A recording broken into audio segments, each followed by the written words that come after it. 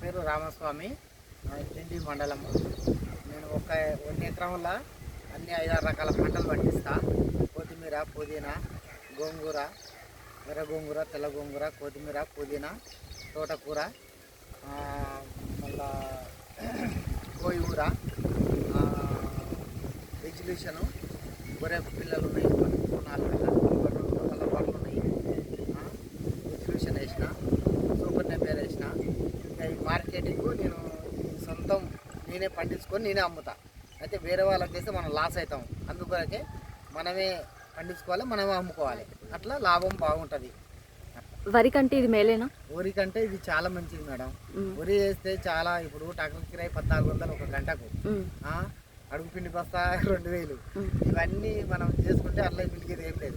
కొద్దిగా గొప్పన ఉంటే మనమే మార్కెటింగ్ చేసుకోవాలి, మనమే అమ్ముకోవాలి. లాభం బాగుంటుంది.